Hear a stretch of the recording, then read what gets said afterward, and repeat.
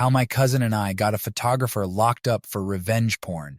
So this all started about 3 years ago. My cousin, who lives in Arizona, always had a desire to have professional nude photos taken. She thought it'd be nice to have something for her husband to look at from when she was in her prime as they aged together. Also, I think it kinda turned her on. However, my cousin had no desire to have those photos publicly published.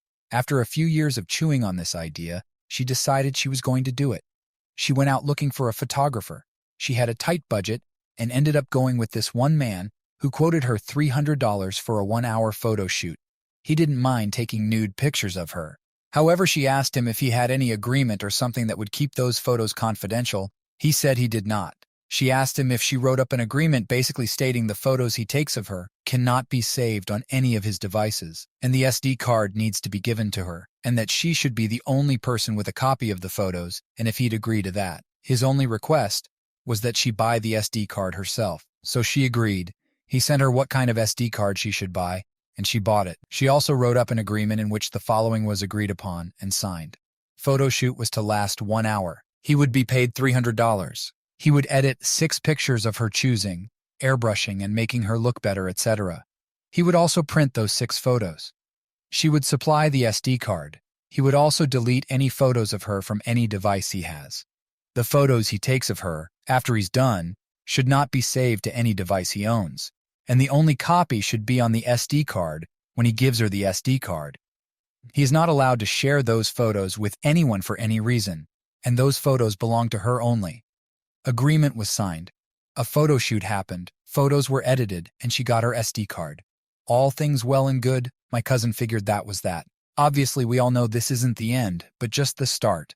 Otherwise, I wouldn't be posting here. About 6 months after the photo shoot, the photographer contacts her and says he has copies of her photos and knows a website which he can sell them to for $500, and if she doesn't want that, she needs to pay him $500. My cousin calls me and asks me what I think she should do, as I'm pretty good at handling dynamic situations. I did some Googling and came to find out this could be considered revenge porn, and that's illegal in the state of Arizona. In fact, it's a felony, which means jail time. Also, obviously, this would be considered blackmail, which is also a felony. So I tell my cousin to do this. Don't pay him.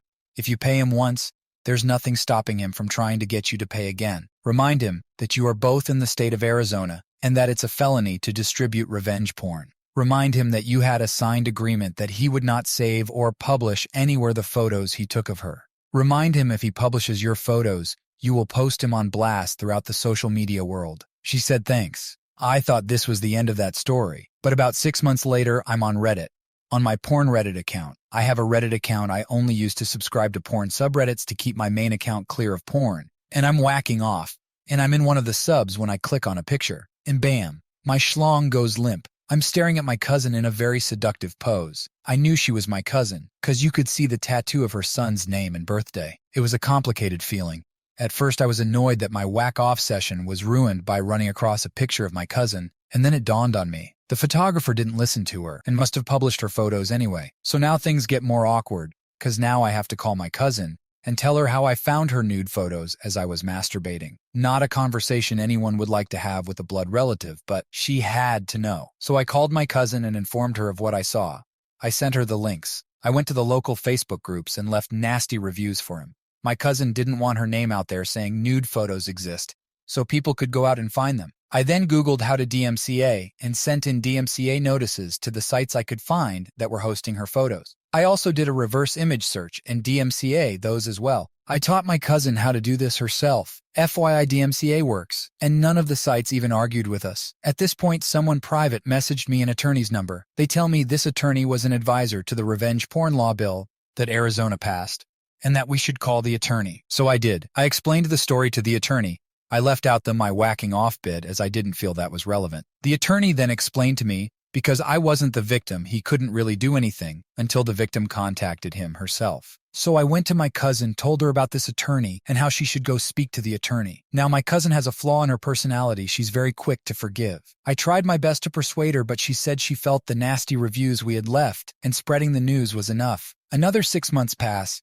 And one day my cousin calls me again and says, "You wouldn't believe which son of a bitch emailed me," being the quick thinker I am. I said, "The photographer, right?" She said, "Yup."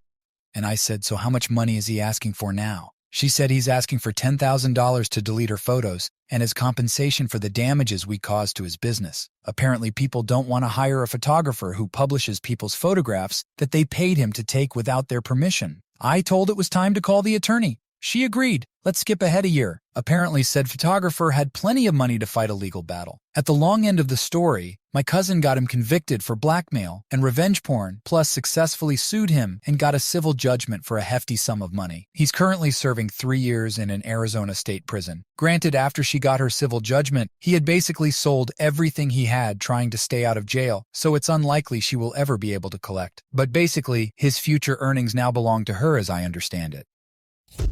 Subscribe now for the ultimate revenge stories. It's time to get even.